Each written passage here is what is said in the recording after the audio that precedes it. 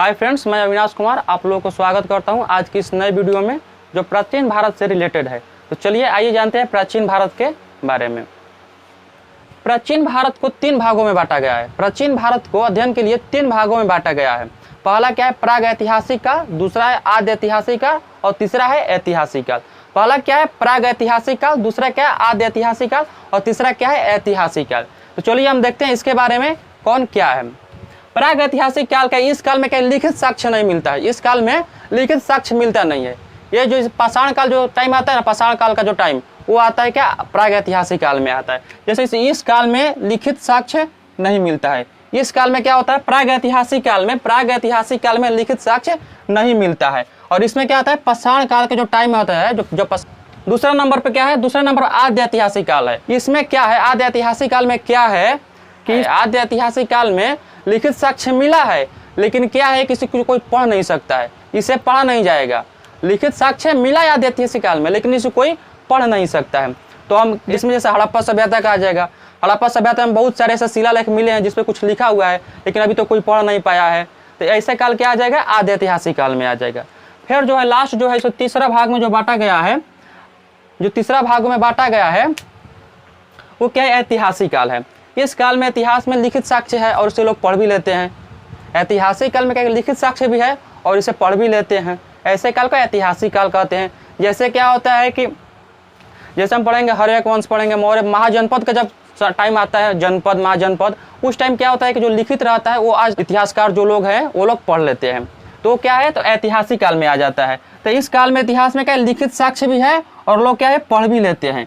क्या है, लोग पढ़ भी लेते हैं और लिखित साक्ष्य भी है। इसे वैदिक सभ्यता के बाद का समय काल आता है, वैदिक। चलिए तो फिर से क्या हम इसको रिवीजन कर लेते हैं एक बार कि कौन कैसे क्या है। चलिए प्राग ऐतिहासिक काल क्या है कि प्राग ऐतिहासिक काल में क्या है कि लिखित साक्ष्य मिलता ही नहीं है। इसमें क्या है कि लिखित साक्ष्य मिलता ही नहीं है। और क्या है, ऐतिहासिक काल में क्या है कि लिखित साक्ष्य मिलता है लेकिन कोई पढ़ नहीं पाता है। लिखित साक्ष्य मिलता है लेकिन कोई पढ़ नहीं पाता है। और क्या ऐतिहासिक काल में एक लिखित साक्ष्य भी मिलता है और उसे पढ़ भी सकते हैं। ऐतिहासिक काल में क्या है कि लिखित साक्ष्य भी मिलता है और उसे पढ़ा भी जा सकता है। फिर क्या है कि हम आएंगे देखेंगे प्राग ऐतिहासिक काल को भी तीन भागों में बांटा गया है। प्राग ऐतिहासिक काल को तीन भागों में बांटा गया है। तो चलिए आइए हम देखते हैं। तो देखेंगे भारत के सर्वप्रथम रॉबर्ट ब्रूसफुट ने क्या किया, प्राग ऐतिहासिक को अध्ययन किया था। भारत में सर्वप्रथम रॉबर्ट ब्रूसफुट जो था वो क्या किया था, प्राग ऐतिहासिक काल को सर्वप्रथम अध्ययन किया था। उसके बाद देखते हैं कि 1820 ईस्वी में एक इतिहासकार क्या, जर्गेनस जोम्सन, एक इतिहासकार था 1820 में जर्गेनस जोम्सन ने प्रागैतिहासिक काल को तीन भागों में बांटा था। 1820 ईस्वी में एक इतिहासकार था जर्गेनस जोम्सन ने प्रागैतिहासिक काल को तीन भागों में बांटा था। तीन भागों में क्या किया था, बांटा था। आइए देखते हैं तीन भाग। पहला क्या है, पाषाण काल, पहला वो बांटा था पाषाण काल में। और दूसरा क्या था, दूसरा था कांस्य युग और तीसरा लौह युग। पहला क्या था, पाषाण काल था, दूसरा क्या था, कांस्य युग था और तीसरा क्या था, लौह युग था। फिर उसके बाद हम देखेंगे कि भारत के पुरातत्व के जनक कौन है, अलेक्जेंडर कनिंघम है। एक ब्रिटिश पुरातत्व विभाग के अधिकारी थे। भारत के पुरातत्व विभाग के जनक कौन थे, अलेक्जेंडर कनिंघम थे।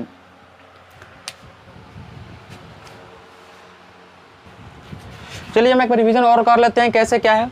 प्राग ऐतिहासिक काल में क्या है कि सबसे पहले अध्ययन कौन किया था, तो रॉबर्ट ब्रूसफुट ने किया था। सबसे पहले अध्ययन कौन किया था, तो रॉबर्ट ब्रूसफुट ने किया था। 1820 ईस्वी में क्या, जर्गेनस जोम्सन, 1820 ईस्वी में जर्गेनस जोम्सन ने क्या किया था, तीन भागों में बांटा था। प्राग ऐतिहासिक काल को क्या किया था, तीन भागों में बांटा था। उसमें ये पहला क्या था, पाषाण काल को बांटा, पाषाण काल में बांटा था, कांस्य युग में बांटा था, लौह युग में बांटा था। हम अब ये पढ़ेंगे कांस्य युग में कौन कौन क्या आता है, लौह युग में क्या आता है, आगे पढ़ेंगे। और इससे कैसे हम अभी पढ़ रहे हैं क्या है कि पाषाण काल, कांस्य युग और क्या है, लौह युग, ये तीन भागों में क्या हुआ था, जर्गेनस जोम्सन ने 1820 ईस्वी में क्या हुआ था, बांटा था। इतना समझ गए। फिर उसके बाद हम क्या देखे पढ़े थे कि भारतीय पुरातत्व के जनक कौन है, अलेक्जेंडर कनिंघम है। भारतीय पुरातत्व का जनक कौन है, तो अलेक्जेंडर कनिंघम है। चलिए अब इसके बाद हम फिर देखेंगे क्या है कि पाषाण काल के कितने भाग होते हैं। पाषाण काल को भी क्या हुआ, तीन भागों में बांटा गया है। पाषाण काल को कितने भागों में बांटा गया है, तीन भागों में बांटा गया है। चलिए आइए देखते हैं। चलिए देखते हैं, चलिए आइए देखते हैं। पाषाण काल को तीन भागों में बांटा गया है। पहला क्या है, पूरा पाषाण काल, पहला पूरा पाषाण काल, दूसरा मध्य पाषाण काल और तीसरा क्या है, नव पाषाण काल। पाषाण काल को कितने भागों में बांटा गया है? 3 भागों में बांटा गया है। पहला कौन है? पूरा पाषाण काल, दूसरा मध्य पाषाण काल, तीसरा क्या है? नव पाषाण काल। फिर हम देखेंगे कि मानव द्वारा प्रथम प्रयोग किया गया हथियार क्या था, सबसे पहले किसको पालतू बनाया था। फिर देखेंगे धातु क्या है, प्रथम क्या कौन सा धातु का प्रयोग किया था मानव। चलिए तो आइए हम देखते हैं। तो इसमें मानव द्वारा प्रयोग किया गया पहला हथियार क्या था? कुल्हाड़ी था। पहला हथियार सबसे मानव कौन सा हथियार का प्रयोग किया था? तो कुल्हाड़ी को सबसे पहले प्रयोग किया था। फिर उसके बाद देखेंगे धातु, कौन सा धातु का यूज किया था? तो तांबा का। सबसे पहला धातु का यूज किया था, कौन सा? तांबा का यूज किया था। फिर उसके बाद जो पालतू है, कौन सा पालतू बनाया था? सबसे पहले किस जानवर को वो पालतू बनाया था? तो क्या बनाया था? कुत्ता को बनाया था। सबसे पहले वो किस जानवर को पालतू बनाया था मानो? तो कुत्ता को बनाया था। किस धातु से परिचित था? तो तांबा से था। फिर था कि किस हथियार से परिचित था? किस हथियार को बनाया था सबसे पहले? तो कुल्हाड़ी को बनाया था। समझ गए? आइए एक बार इसको रिवीजन कर लें। इसमें क्या पाषाण काल को कितने भागों में बांटा गया है? 3 भागों में बांटा गया है। पहला कौन है उसका? तो पूरा पाषाण काल, दूसरा मध्य पाषाण काल, तीसरा नव पाषाण काल। फिर हम देखेंगे मानव द्वारा उपयोग किया गया पहला हथियार क्या है? तो कुल्हाड़ी है। पहला धातु यूज किया है तो तांबा है। फिर उसके बाद हम देखेंगे किस जानवर को पालतू बनाया सबसे पहले? तो कुत्ता है। चलिए तो अब आइए उसके बाद चलिए आइए देखते हैं पूरा पाषाण काल को देखते हैं। इसका समय काल इसमें हम देखेंगे समय काल इसका कितना था। फिर इसमें देखेंगे मानव का लक्षण कैसा था। फिर इसमें हम देखेंगे कि कौन सा साक्ष्य कहाँ से मिला। चलिए तो आइए शुरू करते हैं। जो इसका समय काल था, जो पूरा पाषाण काल का जो समय काल था 25 लाख ईसा पूर्व से 10,000 तक था। 25 लाख ईसा पूर्व से 10,000 ईसा पूर्व तक था इसका जो समय काल था। इसका पूरा पाषाण काल का जो समय काल था इसका था 25 लाख ईसा पूर्व से 10,000 ईसा पूर्व तक था। फिर उसके बाद देखिए कि इसमें मानव आखेटक के रूप में था। मानव क्या था? आखेटक के रूप में। आखेटक क्या होता है? शिकारी के रूप में था, जंगली के रूप में एक तरह मानव रहते थे इस काल में। इस काल में क्या हुआ था कि आखेटक के रूप में क्या था? यहाँ पर आखेटक मतलब होता है शिकारी। मानव क्या था? आखेटक के रूप में। फिर हम देखेंगे इस काल में कृषि और पशुपालन नाम मात्र का भी नहीं था। कहीं पर कृषि और पशुपालन का साक्ष्य नहीं मिला है। इस काल में क्या हुआ कि इस काल में सबसे इंपॉर्टेंट बात क्या है कि इसका जो समय काल क्या है 25 लाख ईसा पूर्व से क्या है 10,000 ईसा पूर्व तक है। फिर उसके बाद हम देखेंगे कि मानव क्या है? आखेटक के रूप में थे, मतलब शिकारी के रूप में थे। फिर उसके बाद देखेंगे कि कृषि और पशुपालन नहीं थे, वहाँ पर उस टाइम कृषि और पशुपालन नहीं होते थे। फिर हम देखेंगे हथनौरा जो मध्य प्रदेश में पड़ता है, हथनौरा एमपी में पड़ता है, हथनौरा से मानव खोपड़ी का साक्ष्य मिला। हथनौरा जो है मध्य प्रदेश में पड़ता है एमपी में, वो क्या वहाँ से क्या मिला? मानव खोपड़ी का साक्ष्य मिला। मानव खोपड़ी का साक्ष्य मिला। फिर भीमबेटका जो मध्य प्रदेश में ही पड़ता है, भीमबेटका, वहाँ से क्या मिला? चित्रकारी का मिला। चित्रकारी का प्रमाण मिला भीमबेटका से। और जो फिर उसके बाद क्या मिर्जापुर जो यूपी में पड़ता है, मिर्जापुर क्या यूपी में पड़ता है, वहाँ से क्या मिला? औजारों का साक्ष्य मिला। फिर देखेंगे इस काल में क्या होता? आग का खोज हुआ था। सबसे इंपॉर्टेंट चीज़ इसमें कि इसी काल में पाषाण काल में क्या हुआ था? आग का खोज हुआ था। सबसे VVI क्वेश्चन कितना बार क्वेश्चन पूछ चुका है कि आग का खोज किस काल में हुआ था? तो पूरा पाषाण काल में हुआ था। आग का खोज किस काल में हुआ था? तो पूरा पाषाण काल में हुआ था। समझे? तो यार आप पूरा पाषाण काल का। फिर इसके बाद हम देखेंगे मध्य पाषाण काल का देखेंगे। तो आइए देखते हैं मध्य पाषाण काल के बारे में। अब चलिए आइए देखते हैं क्या तो मध्य पाषाण काल के बारे में जानते हैं। मध्य पाषाण काल में समय काल कितना है, फिर इसमें कि इसका अवशेष जो इस काल का अवशेष कहाँ कहाँ से प्राप्त हुआ, फिर इसको हम देखेंगे इस टाइम में मानव का लक्षण कैसा था। चलिए आइए हम क्या देखते हैं इसके बारे में। इसमें देखते हैं कि इसका जो समय काल था 10,000 ईसा पूर्व से 4,000 ईसा पूर्व तक था। इसका जो समय काल था 10,000 ईसा पूर्व से लेकर 4,000 ईसा पूर्व तक था। इसका जो समय काल क्या था? 10,000 ईसा पूर्व से लेकर 4,000 ईसा पूर्व तक था। समय काल कितना था? 10,000 ईसा पूर्व से लेकर 4,000 ईसा पूर्व तक था। फिर इसमें हम देखें कि मानव आखेटक के रूप में था। इसमें भी क्या था? मानव आखेटक के रूप में था। इसमें भी मानव क्या था? आखेटक के रूप में, मतलब शिकारी के रूप में था। इसमें भी मानव शिकारी के रूप में था। फिर इसमें हम क्या देखेंगे? पशुपालन की शुरुआत हुई। जैसे लोग कुत्ता को पालने लगे, पशुपालन की इसमें शुरुआत हुई। इसमें क्या हुआ कि पशुपालन की शुरुआत हुई। इसमें पशुपालन की शुरुआत हुई, लोग कुत्ता पालने लगे, कुत्ता या और सभी जो जानवर पालने लगे। लेकिन इसमें इसी काल में मध्य पाषाण काल में ही क्या हुआ कि शुरुआत हुई पशुपालन की। इसमें हम देखें क्या देखें कि पशुपालन की इसमें शुरुआत हुई। फिर देखें कि चौपानी मांडो, यूपी के एक जगह है चौपानी मांडो, वहाँ से क्या मिट्टी के बर्तन का अवशेष प्राप्त हुआ। इस काल का मिट्टी के बर्तन प्राप्त हुआ का चौपानी मांडो यूपी से प्राप्त हुआ। चौपानी मांडो यूपी में है, एक जगह है जो मिट्टी के बर्तन वहाँ से प्राप्त हुआ। फिर देखा हम सरायन हराइन। सरायन हराइन यूपी में है, एक जगह है सरायन हराइन, वहाँ से क्या हुआ सरायन हराइन। बागौर राजस्थान में है। आदमगढ़ एमपी में, यहाँ से क्या हुआ पशुपालन का साक्ष्य मिला। यहाँ पता चला कि इन सब जगहों पर क्या हुआ था मध्य पाषाण काल के टाइम में क्या पशुपालन होती थी, वो का साक्ष्य मिला। फिर हम देखेंगे क्या कि इस काल में मानव ने, हम तो ये पढ़े थे कि पाषाण काल में क्या हुआ था, जो पूरा पाषाण काल में क्या हुआ था कि आग का तो खोज हो चुका था, लेकिन मानव प्रयोग करना नहीं सीखा था। लेकिन मध्य पाषाण काल में क्या हुआ था कि मानव ने आग का प्रयोग करना सीख गया था।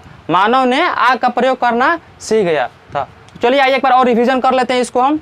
क्या होता है इस काल में समय काल कितना था, तो 10,000 ईसा पूर्व से कितना था 4,000 ईसा पूर्व तक था। इसका समय काल कितना था 10,000 ईसा पूर्व से लेकर 4,000 ईसा पूर्व तक था। इसमें क्या था मानव क्या था आखेटक रूप में था, शिकारी का रूप में था।